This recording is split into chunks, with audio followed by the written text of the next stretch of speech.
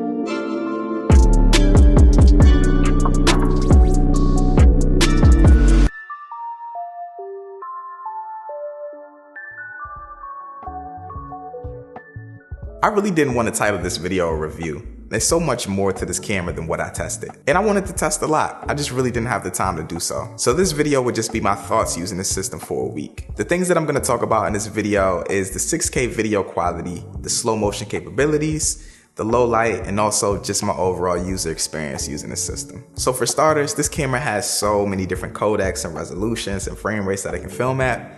But without a doubt, the 6K is the selling feature, the selling pitch of this camera. This camera can record 6K 420 10-bit at full frame to an SD card. Like, what?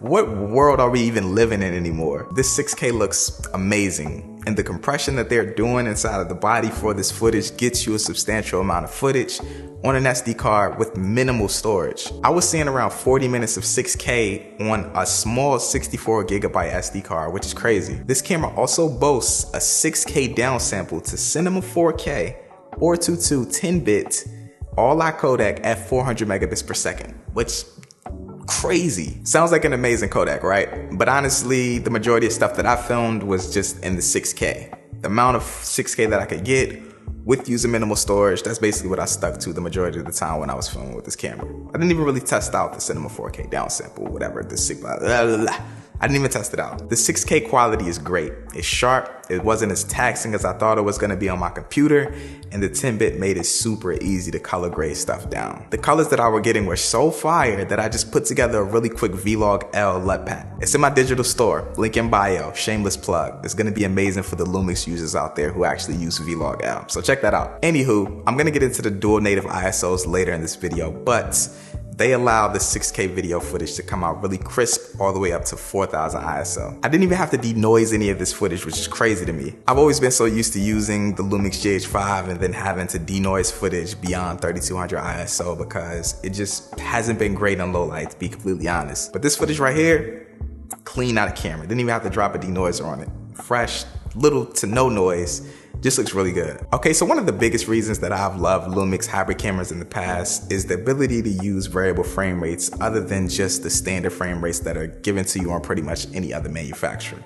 Like the 24 frames per second, the 30 frames per second, 60 frames per second, 120 frames per second that you get at other camera manufacturers, you can go in between those frame rates on the Lumix mirrorless line. This camera can do 60 frames per second up to 4K, and it can also do up to 180 frames per second in 1080p. But there's a catch. The 1080p 180 frames per second on this camera does have a Super 35 crop, but I use the Canon EOS R. Like, what am I thinking? I use the EOS R, so I mean, it's not that big of a difference to me, you know?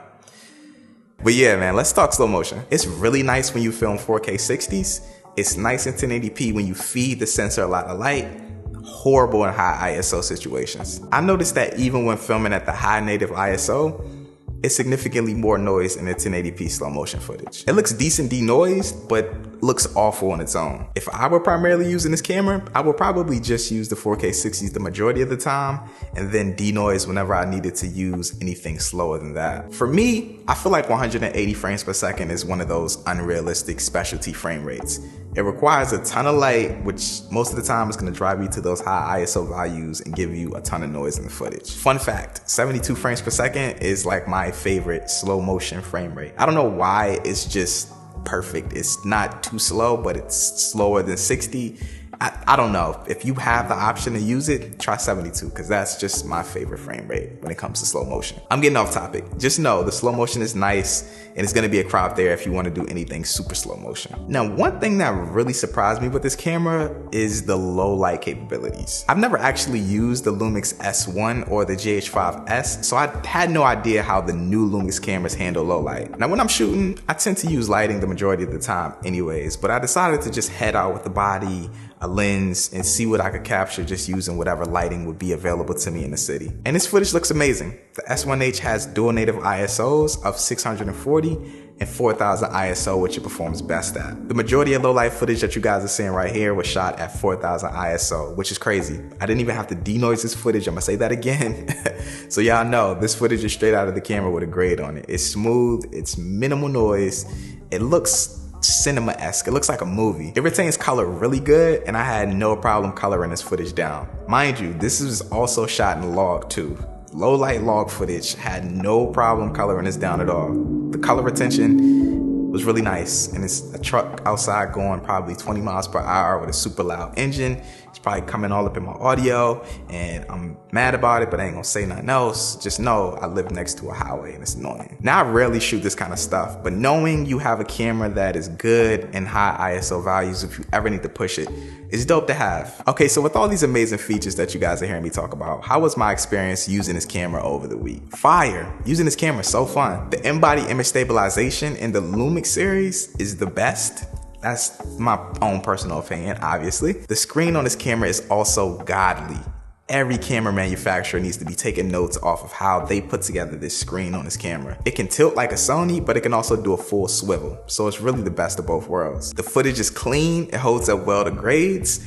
I love using this camera, man. It's like a GH5 on steroids. What I will say about this camera though, it's bulky. It's like way bigger than Sony mirrorless bodies, and it's just hefty, it's heavy. It feels very solid in your hands though. I didn't get much tests of autofocus. It seemed decent in my test that I did do, but at the same time, I wouldn't take my word for any of that because I didn't even use it in any real world scenarios like me trying to vlog myself or me trying to track a subject in a shot. So, I mean, it could focus. I don't know how good it is on a day-to-day basis though. The photography seemed okay. The autofocus was accurate. It seemed decent, but that's another one of those things that I wouldn't really take my word on because I didn't even really test it that much. I didn't use anamorphic. This camera also has so many codecs, it gets overwhelming when you're trying to go into the menu and choose the one that you really want. They do have a custom menu that you can set up for the codecs that you do use regularly. That's what I was using, but if you just go on this camera, you're trying to choose a codec, I'm telling you, it's like 4 different pages with like 6 different options on each page for codecs and resolutions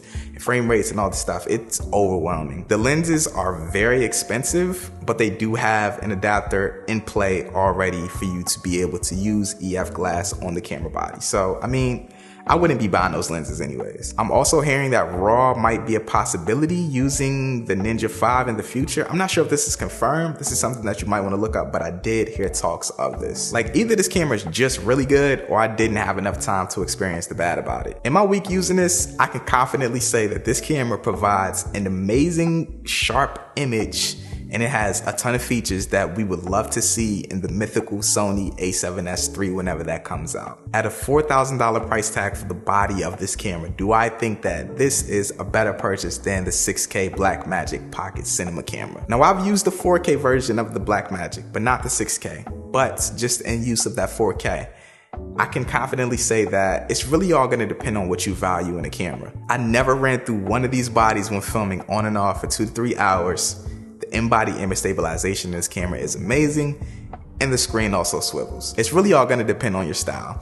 If you like rigging up a camera like a Blackmagic and adding a lot of different accessories like batteries and rigs and all that and cages, then that's going to be the one that you're going to want to choose. But if you want a camera that has a lot of functionality straight out of the box, pop a battery straight in-body image stabilization, swivel screen, good battery life, you might just want to pick up an S1H. The S1H is Lumix improving on what was already great. It's a bigger, more capable GH5. Now, before I get up out of here, I want to read a couple comments from my previous video. My last video was me talking about 5 things that I wish I knew before I started filming music videos. The top comment in this video comes from Felicia, and she says, yes, female viewer here, thank you. Yo, the females really came off the woodworks on this upload, which was dope. I shouted them out and they just, they showed up, so that's fire. Shout out to Katana as well right here. Also saying shout out to my fellow 0.2%. That's dope. Then my homie Creative Ryan comes in next and he says, I wish I didn't have your glide cam ran over at that one shoot. Yo, we got so many stories about like shoot mishaps. I let Creative Ryan use my glide cam for the shoot one time and his client backed up, drove straight over my glide cam, bent it in half. The joint was like this. It was like a U shape. It was crazy. I got to make a video about that and talk about it, that's just wild. Next comment comes from Deeds Productions and they say, I wish I understood cinematic camera movements and that it's about the lenses more than the camera. I totally agree with this. A lens can totally transform the look of a shot, and movements also help tell the story or the emotion that you're trying to push in the video. I used to just put everything on a shoulder rig and just film everything rocky with a high shutter speed. And I never really thought about how the movement was affecting the actual video. So that's definitely something that I wish I learned a little bit more before I started music videos. The next comment is from Bryce and he says, I wish I focused on creating rather than saving up for that perfect setup. I'm definitely a culprit of this. This is horrible. I've been in this position before where I'm waiting on something to make something instead of just making something. We all want this perfect scenario where like we have the perfect gear set up to achieve the look that we're trying to do it, and we wait so long that we just never do it. So if you have an idea, this is what Cooper Films told to me one time. It was impactful whether he knew it or not. I was on live a couple months ago, right? And we were just talking, he hopped in my live and we were chatting, and Cooper Films is the guy who did the Fresh Prince reboot trailer, and it went viral. But I was asking him, because I've always looked up to his work. I love the stuff that he does. I love the way he represents Black people. I think he's really good at it. He's a really good storyteller as well. So I asked him in the live stream, I was like, bro, like, what was the process like on the Bel Air thing? And like, do you have any tips for me or anybody else who has these huge ideas? And he was like, yeah, it was like, I think the biggest thing is you just actually taking the initiative to start doing something regardless of the circumstances that you're in for the project. He said we all have these really big broad ideas and then we think about everything that it's going to take to put them together, and then we just be like, oh, well, I can't do it. And he said that that's probably the worst thing that you can do. He also said that ideas just kind of float in the air looking for hosts, and if you don't latch onto that idea, the idea is going to find another host and somebody else is going to take it and actually use that idea. And I thought that was a crazy like analogy for actually putting your ideas into play and actually initiating on something that you want to do. So yeah, that was amazing. That affected me whether he knew it or not. But yeah, that's going to be the last comment that I'm going to go over. Guys, I just launched a Patreon that goes over music video production in depth. I'm talking about pre-production, post-production. I'm talking about budget breakdowns. I'm talking about how to secure location, how to secure models, everything. It's very nitty gritty. It's very down in the dumps with it. It's me just being real about how I produce my music videos. And right now, at this very moment, it's over an hour of content on the Patreon. So if you're interested in this, if you do music video production and you're serious about it and you want to learn my process, head over to Patreon and check that out, because right now it's a very shelled community, right? But it's going to be a lot more content there, and we have a content schedule as well, so you can see exactly what you're getting if you do decide to pledge to the Patreon. So check it out if you're interested. If not, that's cool. One thing that I do want you guys to do for me is head down to the comment section and let me know. Have you guys heard about the S1H? Were you interested in it? Is it a no-go? What do you think about the camera just off of my thoughts alone and you actually checking out the specifications for this camera? Could it be a good camera? Is it bad? Do you not like Lumix? Let me know down in the comments. If you enjoyed this video, make sure to drop it a like and subscribe to the channel if you're new here. I'm out, guys. Peace.